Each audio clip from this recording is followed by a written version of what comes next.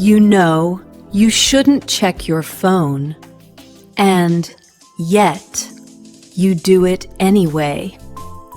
You know you should go to sleep. You know you should start the important work. So why does your brain keep choosing the opposite? Maybe you're not lacking willpower. Maybe your brain has simply learned a pattern.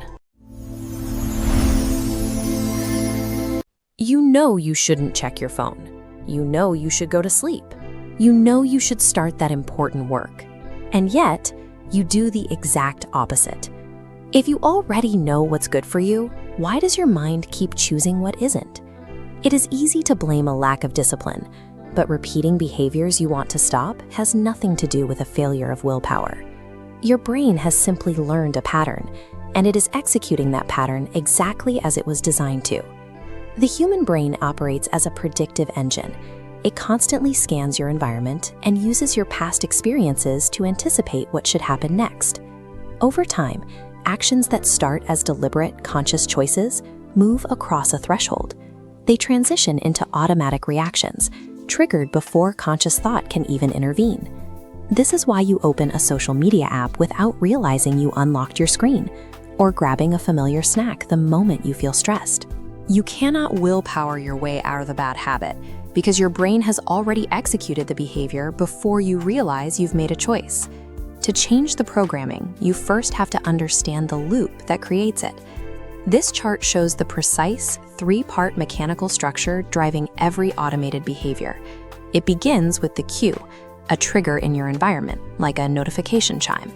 This instantly prompts the behavior, the physical action you take. Finally, there is the reward, receiving novel information or social feedback. Completing this loop confirms the brain's initial prediction. It signals that this specific sequence was successful, practically guaranteeing the behavior will repeat the next time the cue appears. The primary chemical mechanism driving this reinforcement process is dopamine. Dopamine functions as a learning and motivation signal. It strengthens the specific neural pathways that produce stimulating results, regardless of whether those results are actually good for you. Your brain does not categorize these pathways into good or bad habits when dispensing this reinforcement. It prioritizes what is neurochemically rewarding and predictable in the short term, often at the expense of your long-term health.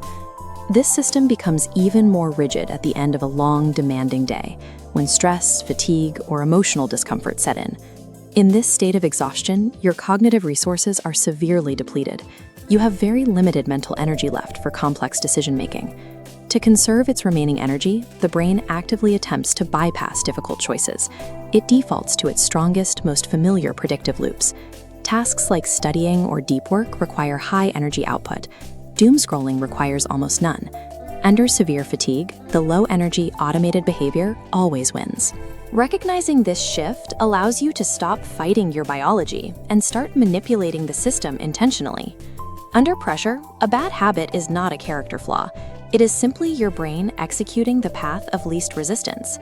Reprogramming this predictive engine requires physically changing your environment. Willpower is a finite resource. The layout of your room is not. The most effective behavioral approach is to add friction to unwanted actions. You want to physically disrupt the trigger before the loop begins. If you want to stop the nighttime scrolling loop, keep your smartphone completely outside of the bedroom. The visual cue is gone, and the physical effort required to fetch the device breaks the automatic sequence. You apply the inverse principle to build positive routines. Remove all unnecessary friction to initiate the desired behavior. Instead of trying to finish a massive project, just open the work document and commit to 5 minutes of effort. Make starting so easy that it requires almost no energy. Manipulating your physical space reliably overrides the brain's default pathways. It solves the problem of discipline by removing the need for it. As you change your environment and repeat these new actions, your brain begins to observe its own behavior. This internal observation gradually alters your self-perception. There is a distinct contrast between the exhausting mindset of, I need to make myself read, and the effortless identity of, I am someone who reads every day. Identity shifts require cumulative, undeniable evidence. Your brain needs to see you acting a certain way before it accepts a new definition of who you are.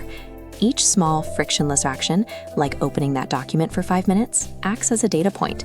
The brain collects these points until they outweigh your old patterns.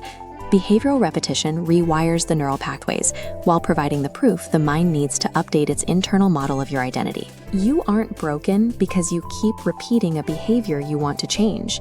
Your brain is a highly effective learning machine, successfully executing the exact patterns it was designed to learn.